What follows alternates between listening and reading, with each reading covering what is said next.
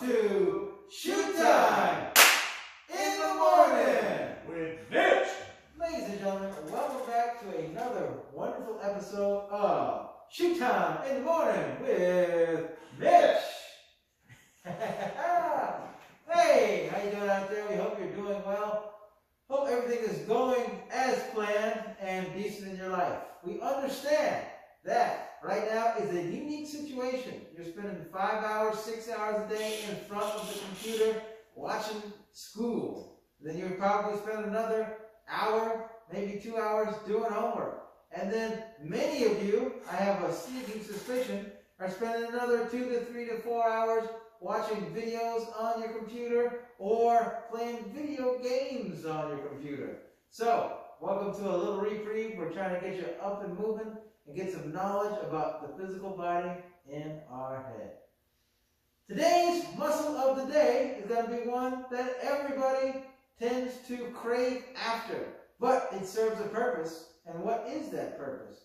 And what muscle are we talking about? We're talking about, of course, the rectus abdominis, otherwise known as the abdominals or the ab muscles. Now you may have heard the term six-pack abs or eight-pack abs, and we're going to tell you what exactly those are and how you most efficiently get them. But believe it or not, even if you can't see your abs, even if you've never seen your abs, you absolutely have abs. They're just covered in either a thin or a slightly thicker layer of fat. All right? Well, what is fat? Guys, simply put, fat is how your body stores energy for the future. As we evolved as human beings, when we first were in the cradle of evolution, you had food, you had to go hunt, gather some fruits, gather some berries, maybe some plants here, you ate, and it was feast or famine. Sometimes you might have ate really good for a week, and then you might not have eaten anything or barely anything for 2 to 3 days, 4 days. And then you ate good for another 3 or 4 days and fluctuated. Well, guess what? Now, if you're hungry, what do? Either your mom and dad go to the grocery store and you say, Mom, I'm hungry. Dad, can you cook me something to eat? Or you go right to McDonald's, to fast food. Hopefully you don't, but many of you do. All right? Now, all that is to say on a serious note is we have a readily available supply of food that we eat. If I'm hungry and I go up to our office here in the locker room and I don't have anything made for myself, I say to the guys, I'll be right back. And then I go try to find something to eat. And I have to be aware of what I eat because I like to be nutrition conscious. But reality is, if I felt like it, now that I'm a working adult, I could go anywhere I wanted. I could go right on down to In-N-Out Burger and get 10 big hamburgers if I so felt like it. Would it be the healthiest choice? Probably not. But I can do so. So, all that is to say is, whatever you eat gets into your body, it's stored, and where does it go? All right? If you use energy, if you're a marathon runner, you're eating, it goes right into your bloodstream and actively fuels those muscles. But if you eat a ton of food and you're sitting around not doing anything, your body says, well, we may need this for later when we don't have any food, and it stores all of that energy in the form of fat. All right? And fat stores anywhere on your body. Now, we're going to tell you a little bit about the abdominals, and we'll tell you why it's important to understand how to burn fat in order to be able to see your abdominals. Now, our abdominals are the muscles that are right in front of our body, really running from our pelvic area up through our navel, all the way up to right underneath our sternum. Now, they serve two functions. The first function is a muscular function.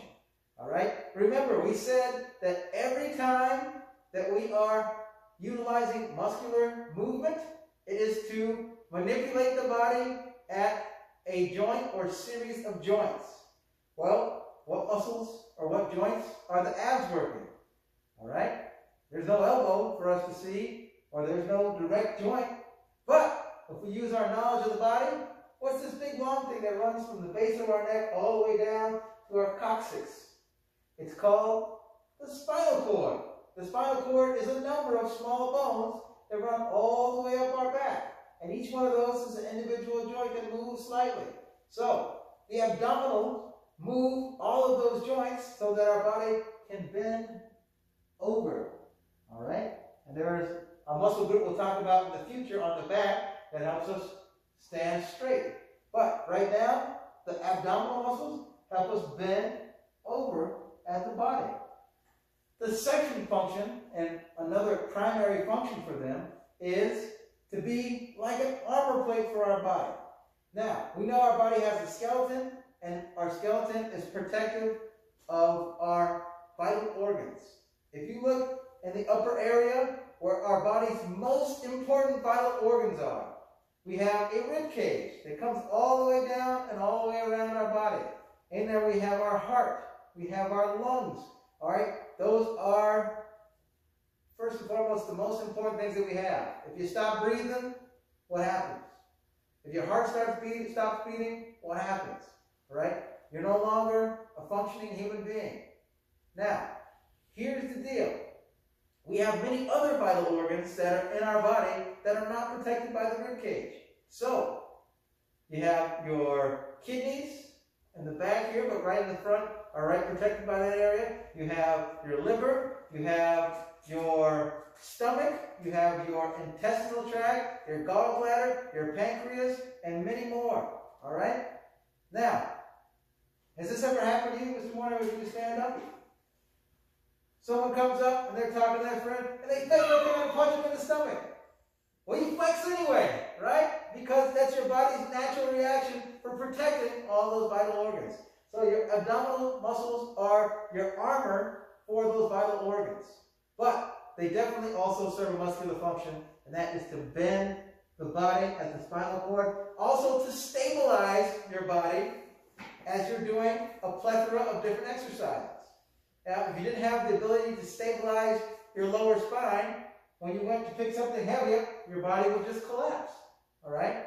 Some of us can see core weakness or abdominal weakness and things like when we do the push-up. We can't keep our spine straight. We have trouble. That's why people like to sag when they do push-ups, because it relieves the intra-abdominal tension. So, we're going to show you 2 ways that we can work our abs. There are tons of ways, but 2 ways that we can work our abs. And some we've done before, and for you 8th graders, you've probably done these before too, because we do them all year in my class. The first one I'm going to show you is just the basic plank. In the plank, it's just a static held position. You're going to be on your forearms and then on your toes, similar to a push-up position. And the goal is to squeeze your abs to keep your spinal cord nice and steady in a neutral position. All right? And we'll show you what it looks like. You're going to come down, put your elbows down, make sure your toes are there, and you're just going to lift. And you're going to squeeze your abs. Now, you should be able to hold this for 30 seconds to a minute. All right? Many of you don't have the strength, so what happens is your core starts to sag. Or you try to cheat by putting the weight now off of your spinal cord onto your forearms, so you start to lift your butt up. But if you can keep it nice and flat, then you'll have a nicely strong, developed abdominal midsection. Another one that's great for you is what we call the leg lifts. Now, we'll show you some variations on them, but the most effective one, and the one that we like to do, is simply moving your legs off the ground between 6 to 12 inches. Really, the lower you go, the more your lower abs are worked. So first thing you do is lay down. And make your legs nice and straight. Keep your toes pointed at the sky. Your hands can be either across your chest, they can be flat on the sides, they can be on your thighs. The one place we don't want your hands to be in a leg lift is underneath your backside. Well, this makes it a heck of a lot easier, but this is taking the emphasis off of your abdominal muscles, and this little 1/2 inch, 1 inch has raised my hips, and it is putting the focus on my hip flexors, which are immensely stronger than my abs, and it changes the focus of the exercise.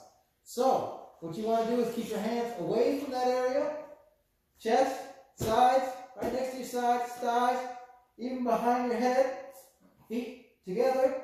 Knees should be locked out, all right? If you lift your legs up and you bend your knees, now I'm just enjoying a nice time at the park, all right? You want to keep your legs straight and lift. Look, you see my foot there? That's about 8 inches. So I want to probably go no higher than that. If I were to put my other foot on top of that, that's about how high I want to be, maybe a little bit lower. Keep my feet together and then lift up approximately there. Squeeze my abs as I do so and hold it for as long as I can, all right? Now, for time's sake in the video, I will just show you 10 seconds or so, and then we'll continue on to knowledge about the abs. But I can go for about 1.5 minutes, maybe 2 minutes. You guys have the strength to do that. You just have to push in small incremental steps of improvement. And you can do that and work your abdominal muscles. Now, no matter what you do, guys, if you work out and you got a nice strong core and you do 1,000 sets of abdominal work a day and you have nice strong abs, but you don't eat well, you'll never be able to see those abs, because the abs are mostly from the diet of what you eat. Remember, your abs can be nice and strong and developed, but if you have a nice layer of fat, which is stored energy for later on your stomach, then you'll never be able to see those abs. So, diet is important, and exercise. Do you do things that burns calories? Remember, fat is just stored energy. Are you doing enough to use that energy in your daily life? And we talked about our activities that I like to do, and Mr. Mitchell and Mr. Moore-Hemmick in a video before, but we're going to touch on that again. What kind of things do we like to do to kind of stay in shape? Well, Mr. Shoemake, I like to get in the pool and swim. Now, I'm not a competitive swimmer. I can swim, but I'm not going to swim 10 miles or win any world records in swimming. That's not what I do. But I enjoy swimming, and that burns a lot of calories. But one thing that Mr. Shoemake does do that he's really good at is I do a lot of sprints and running around. And sprints are great because that is, like Mr. Mitchell likes to talk about, a high-intensity interval training. If you do a sprint, run 50 yards, and you rest for about 20 seconds, 30 seconds, and you do another sprint, well, your body is consistently utilizing energy. Your heart rate is beating really fast and then slows down, beats really fast and slows down, and it has a lot of demand for caloric fuel, which means that your body will utilize the fuel of the food that you've eaten, and then it'll start to break into your fat to utilize its reserve stores. Also, a thing I like to do is hiking. So if you like to do hiking, and you do particularly steep hiking, and you get the heart rate beating, all right? If you get the heart rate beating when you know you're working, and you know that you're having trouble talking, but you're focusing on doing what you're doing, then that's about the range you want to be for your work rate, to know that you're dipping in to your fat stores once you've exhausted the food that you've eaten. So, remember, abdominal muscles, they're two key focuses. To bend your body at the spinal cord and stabilize your core and protect your organs as like a plate of armor.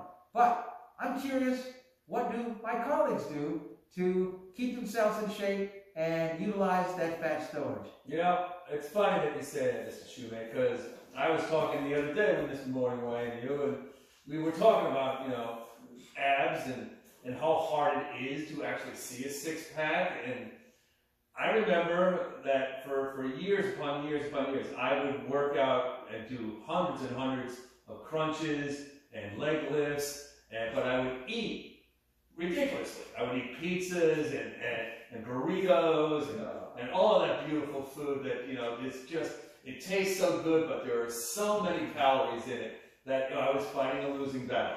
Even when I was like on the treadmill for 45 minutes or hiking 5 miles or anything else like that, if you don't change your diet, if you don't watch your calorie intake, you are going to have problems seeing that six-pack. So what I did is I made my mind up. I targeted a weight that I wanted to get to, and I targeted a college weight, which was, you know how you are in college. You're like, you're so active. Your metabolism is like firing, and so it's a weight that was roughly in the low 170s, and that's what I was. And when I targeted that weight, I was in the high 180s. So I had a job to do. I was trying to lose 15 pounds. Okay, and so what I did, and I really looked into it, is I realized that losing weight is almost 80% diet. I mean, yes, you have to exercise also, but it is diet that is so crucial to seeing that six-pack. And so what I did was I just ate nothing but salads and fish for roughly 3 months. That's all I did. I did salads and fish non-stop. Salads for lunch. Maybe I didn't put a little fish on the salad for dinner, but it was nothing but salads and fish. And I laid off pasta. I laid off white flour. I stayed away from sugar. All of the things that are gloriously tasty but are terrible when it comes to keeping your weight down. And I hiked non-stop every day, a minimum of 5 miles. So I do like 30, one day a week I would rest. So I do a minimum of 30 miles a week in hiking. And sure enough, with that diet and the amount of hiking I did, I dropped 15 pounds. And when I dropped 15 pounds, when I got down into my low 170s, I actually saw the definition of my abs for like the first time in like 30 years. I was so proud. I was so shocked. And I just sat there and go, it was really kind of easy. Once you get into that diet, once you start doing it, it's like the first week is like kind of hard, but after that, you want to do that diet and you want to do those exercises. And again, it was a glorious thing. What's your favorite type of fish, Mr. Mitchell? I'm a big ahi guy. I love ahi. It's a Hawaiian fish. It's in the Pacific. It is just a glorious fish. I love ahi. And you can have it rare. You can have it raw. It's just not good taste. Absolutely. So be sure and keep that in mind. Mr. Mitchell did it. He's a hard worker. It's possible. Got to have a right diet. What about you, Mr. Moore-Henley? Well, I remember years ago, Mr. Mitchell telling me, hey, just diet. Well, I came back the next day with a tie-dye t-shirt. He said, that's not the type of diet I was talking about. So he then instructed me further, and I got what he meant. I would agree with everything that's been said up to this point. When Mr. Mitchell said 80% diet, 20% working out, I have found that to be even more true the older I get. Your metabolism at your age is like this. Your metabolism at my age is like this. Mr. Shoemaker is like this still. Mine is... I don't even want to know what mine is. Mine's probably going to reverse. Maybe. We have about 10 years between each of us. All right, he's 10 years younger than me. I'm 10 years younger than Mr. Mitchell. But the key is, guys, we do value the abdominis erectus muscle area along with all the other areas. Something I do that you might consider doing for your abs, I call it gut, G-U-T. Get utterly tense. There you go. Get utterly tense. Right now, you don't even know it, and I'm working my abs. You know how? I'm just flexing them right now. You can do it right this second. You can do it when we come back face to face, which is hopefully soon. You can do it in math class. You could be doing a math problem, flexing your gut. Just try it for 10 seconds straight. It's called isometric. You're using non-weight. You're just flexing your body. It can get exhausting. So when I drive home a lot of times, if I come to a red light, I will get utterly tense until that light turns green. Sometimes it's 2 minutes. Other times it's 30 seconds. But just flex your gut. Flex your gut. I have a question for you guys. Talking about the abdominis erectus and muscles and just moving fast and being sly and moving forward. Remind me of this question. Favorite animal. If you could be an animal for one day,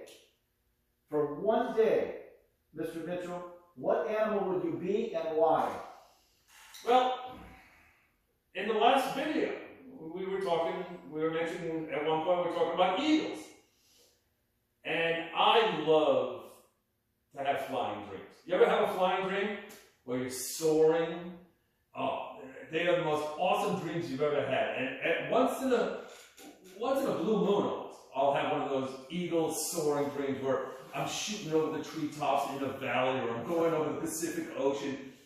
And I think it would be so cool to be able to fly. I mean, imagine flying like an eagle. Fly like an eagle Into the sea, hey! Fly like an eagle. Let my spirit carry me.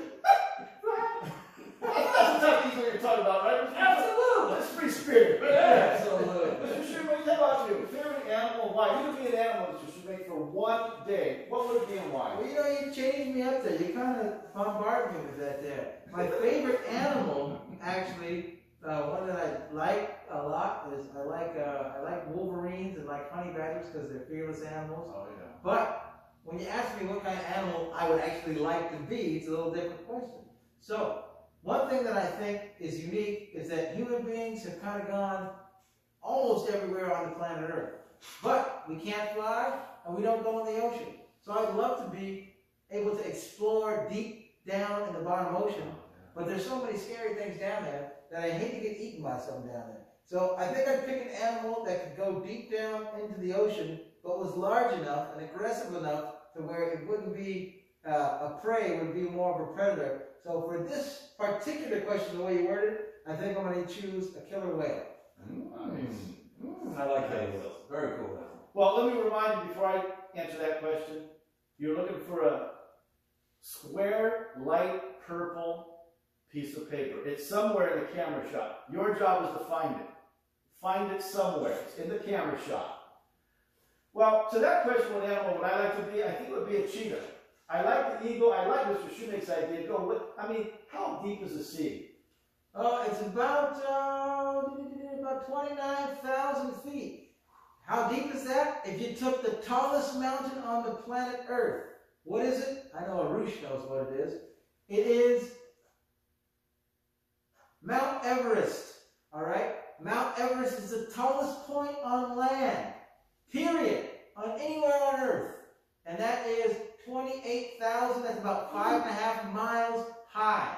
If you were somehow able to cut that off of sea level from the land, take it and turn it upside down and put it into the deepest part of the ocean, which is near the Philippines in a place called the Mariana Trench, there'd still be about 1,000 feet left to go. That's how deep the ocean is. Wow. And then another question, how deep is your love? How deep? That's another video maybe. But look for the purple square. I'm a very loving person, Brandon. Oh, very good. And again, Mr. Shoemaker talking about geography, he can talk for a long time. Forget about it. All right, my favorite animal, if I had to choose to be one animal for one day, guys, would be a cheetah. I think it's the fastest animal on Earth. It goes from 0 to 60 real quick. Now, I love watching the cheetah run.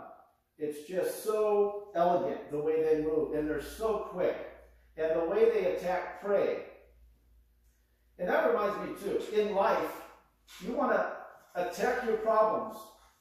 Attack your problems. So if you have a problem and you don't have strong abs, attack that problem. Start doing gut. Start doing leg lifts. Listen to what Mr. Mitchell said about diet. If you want those things to change, you got to tackle them. So don't sweep your problems under the rug, because you know what? If you sweep your problems under the rug gets lumpy, and you start tripping over it. If you walk in like this and boom, you trip over it. Instead, take care of the problem. Tackle it. Boom. Tackle it. Take care of that problem. Don't sweep it under the rug. If you do, you will trip over those problems. So, you know, it's like stumbling around. You don't want to be stumbling around. Oh, yeah, it's like, roll call. Woo! What just happened? Woo! Well, what's going on? What are we doing here? Well, as normal, we're building healthy relationships through HR Squaring, which stands for Honesty, respect, responsibility. Ladies and gentlemen, we hope you're doing well. Maintain through the tough times. We will get through this, all right? Learning the mind, learning the body, and putting it to use, all right? We love having you with us. Try to always be a little bit better today than you were yesterday. And keep on pushing. Push on 3. 1, 2, 3.